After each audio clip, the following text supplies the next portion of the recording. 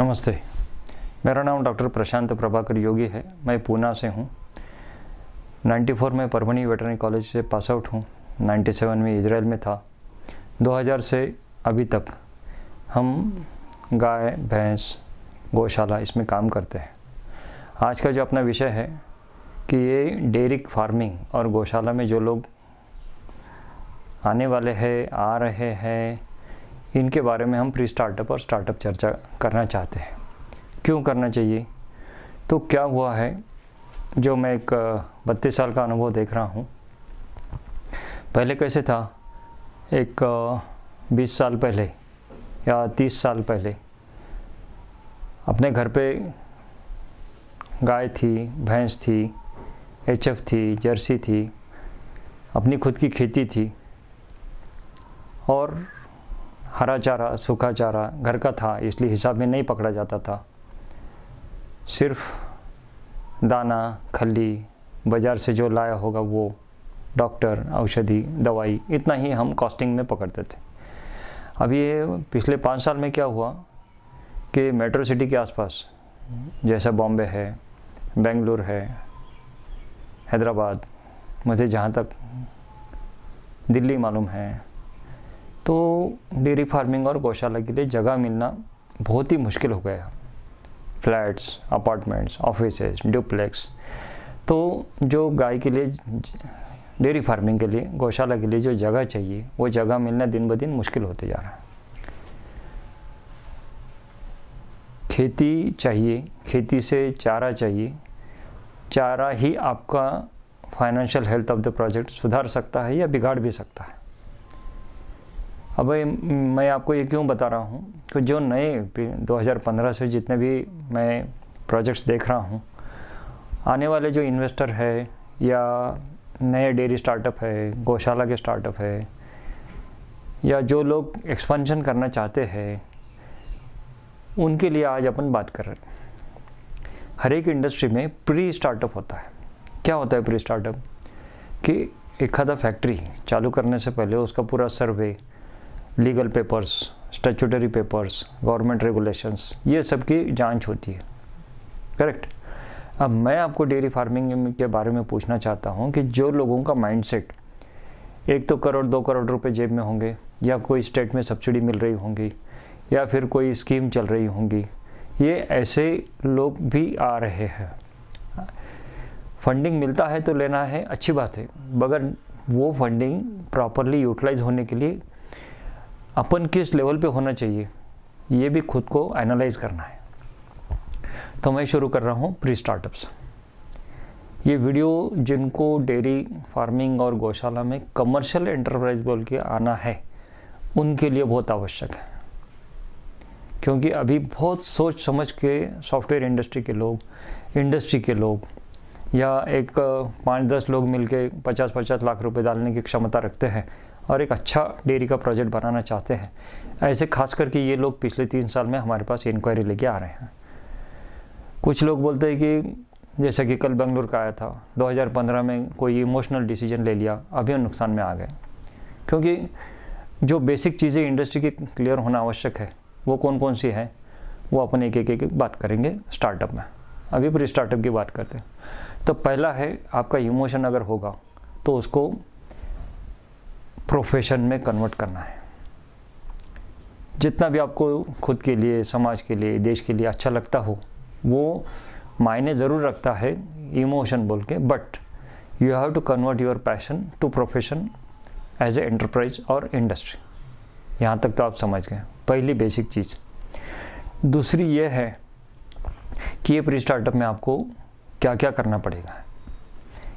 पहला है, YouTube के प्रोफेसर से थोड़ा बाजू के हट जाइए, क्योंकि वहाँ पे सिखाने वाला आदमी 5 और 10 मिनट में आपको सिखाता है, इतना मुनाफा होगा, उतना होगा, रोज़ ही पिक्चर आपके लिए तैयार करेगा, आप बहुत खुश रहेंगे। आप बोल रहे कि आप देसी गाय की दूध समाज को पिला रहे हो, तो आप बहुत बड़ा एहसान कर रहे हैं राष्ट्र के ऊपर। ऐसा कुछ नहीं होता। इम्पोर्टेंट चीज़ ध्यान में रखो, आप पहले इमोशन से बाहर आ जाओ, क्योंकि ये अपने को एंटरप्राइज बोल के करना है। First change your mindset, do come out. आप पहले उसके बाहर आ जाओ कि ये यूट्यूब का, पिंटरेस्ट का, इंस्टाग्राम का, फेसबुक से सीखने वाला धंधा नहीं है। मैं रिपीट कर रहा हूँ, 32 साल मैं डेयरी फार्मिंग में हूँ, इसलिए आपको कुछ अनुभव से, कुछ अधिकार से ये बात कर रहा हूँ। सेकेंडली, किसी का डेयरी फार्म या गौशाला फ़ायदे में है या नुकसान में है, उसका देखकर आपका फ़ायदे में या नुकसान में रहेगा, ऐसा xerox copy, cut copy paste नहीं होगा। समझ गए? तीसरी बात यह है कि जैसा हमने इजराइल में 97 में देखा था कि आपको पहले कंपलसरी 6 महीने किसी डेयरी फार्म पे रह के प्रैक्टिकल लेना पड़ता है। उसके बाद आपको कुछ भी गवर्नमेंट सब्सिडी या लोन या आप डेयरी फार्म करने की आपको इजाज़त मिलती है। इतने लॉज अपने भारत में स्ट्रिक्ट नहीं है, होना तो चाहिए। एक्चुअली सही उम्र है 8th and 9th स्टैंडर्ड के बच्चों को गाय सिखाने की। 40 उम्र जिसने क्रॉस किया है, वो आदमी को क्या सिखाएंगे? गाय भैंस क्या सिखाएंगे? गौशाला बहुत मुश्किल होता है। सो अपना जो एजुकेशन पॉलिसी है उसमें कंपलसरी जो लोग स्कूल चलाते हैं, कॉलेज चलाते हैं, उनके लिए ये है कि माइंडसेट चेंज करो बच्चों का। खेती में और गाय में, गौशाला में, डेयरी फार्मिंग में ये करेक्ट एज है 8-9 स्टैंडर्ड।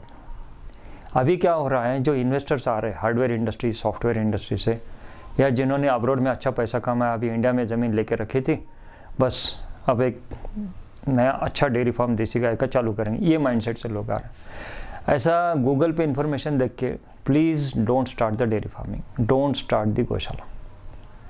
प्री स्टार्टअप एक बहुत ही इंपॉर्टेंट चीज़ होती है कि आप वहीं पे भी डिसीजन ले सकते हैं कि करना या नहीं करना। मैं बहुत जिम्मेदारी से आपसे बात कर रहा हूँ। आप प्री स्टार्टअप 1 महीने का पूरा कंप्लीट पीरियड ले लो कि आपने को इसमें जाना या नहीं जाना।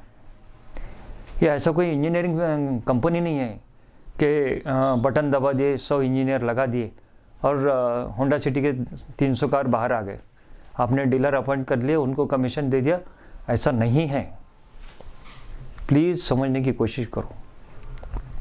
आपकी भावना समाज के लिए, देश के लिए बहुत आवश्यक है, क्योंकि हर आदमी दूध, पनीर, श्रीखंड, आम्रखंड, चीज़, पनीर सब कुछ लेता है, पेड़ा लेता है, बट जो क्वालिटी का माल आना चाहिए मार्केट में वो नहीं आ रहा है। इसलिए आदमी की पहले तो ज़मीन की सेहत ख़राब हो गई पिछले 30 साल में, जो हमने इंसेक्टिसाइड, पेस्टिसाइड यूज़ किए। उसके बाद गाय की सेहत ख़राब कर दी, उसके बाद हमने आदमी की सेहत ख़राब कर दी। तो ये पिछले 30 साल का दुरुस्त करने में और 10, 20, 30 साल लगेंगे। तो आप अगर इसमें आ रहे हैं तो कुछ अपना अलग यूएसपी बनाने के लिए आ रहे हैं। आपको प्राइम वैल्यू मिलना चाहिए और आपका नाम, एक ब्रांड, इमेज, लोगो, ये सब अलग से हट से होना चाहिए। इसलिए आप इसमें आ जाइए।